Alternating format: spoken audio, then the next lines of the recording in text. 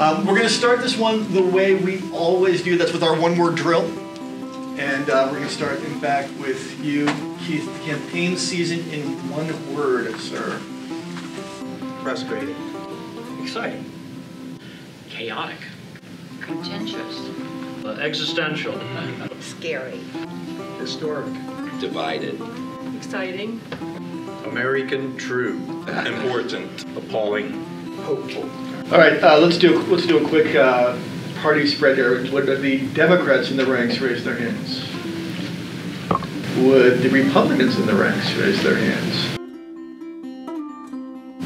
I think that the last election was tragic, and I really hope that I would love to see the Democrats sweep. I would love to have a real conversation with Democrats. It's very hard to find someone who knows their facts, where you can have a true exchange of ideas. You can run against somebody. You run on your record. You run on your ideas. You run on your views.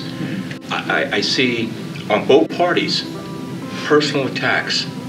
Now, John, that's why I use the word frustrating, because there's so many deceptive commercials that you really can't judge from the commercial, because right now it just seems like the candidates will say anything to get into office. And the show that was put on in the Kavanaugh hearing, I think the Democrats overplayed their hand, and I think it's going to come back to bite them in the close races.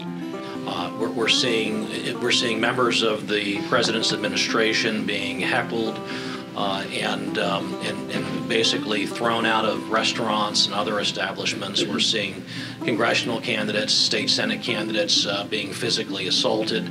As a voter, how can I possibly look at both parties and make a decision based on the issues when I have one side that wants to talk about property tax reform or education issues, and I have the leader of the other party saying that they want to stomp on people with golf cleats? I don't want to know about the golf cleats. I want to know about your voting on the Affordable Care Act, Social Security, Medicare, Medicaid. I want to know what's going to hit me.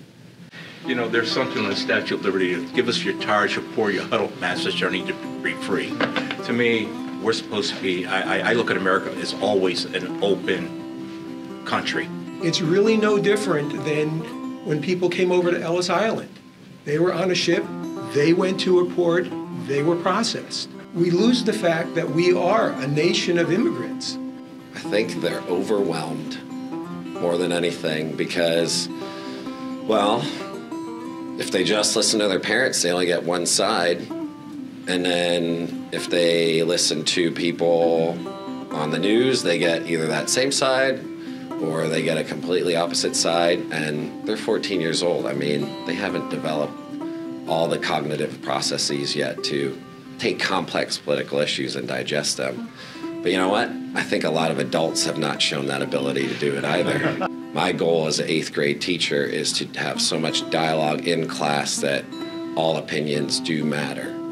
I am very excited to take part in elections November 6th. This will be my first time voting in general. I'm 20 years old.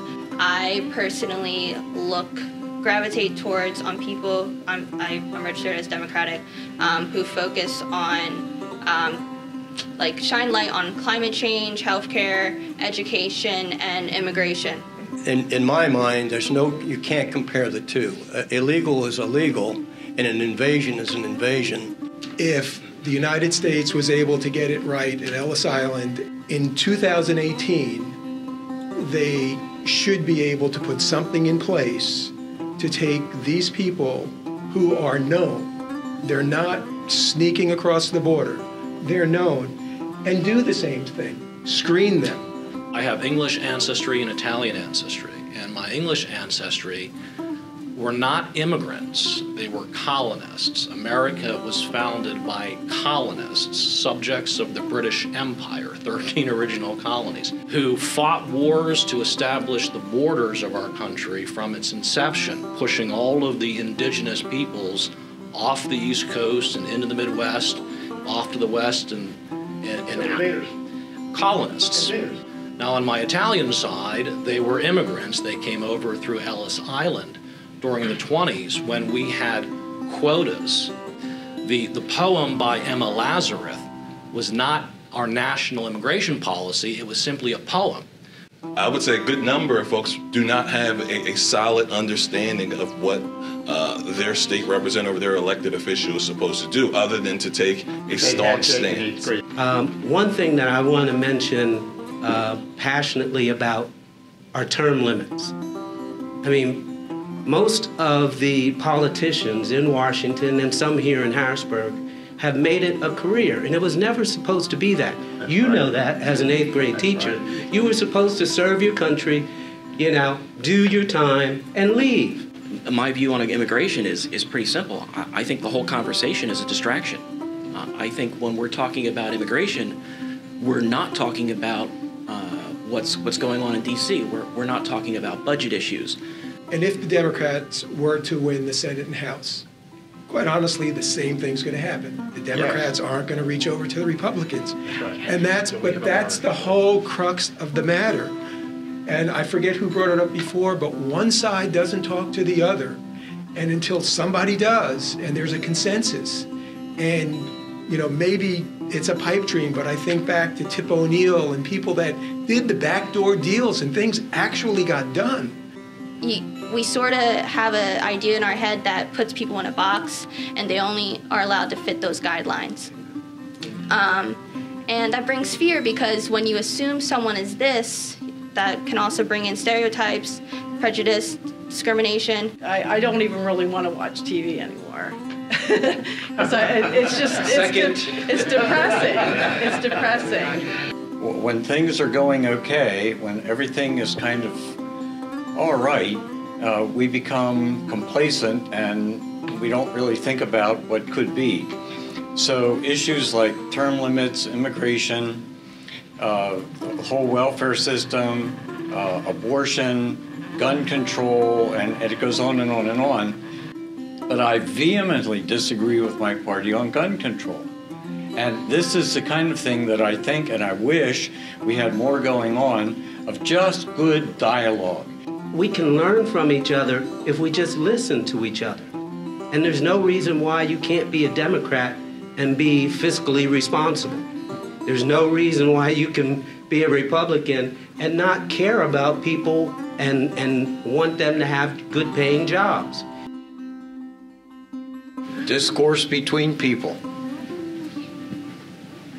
Accountability. Trump. Who's that? I am very interested in health care. Yes. Basic human rights. Jobs, jobs, jobs. International security. Health care. The teacher says education. I think property taxes. I'm going to say health care. Keeping America safe. I'm going to say respect for the rule of law. Surprisingly, the tariffs. I'm going to say basic human rights as well.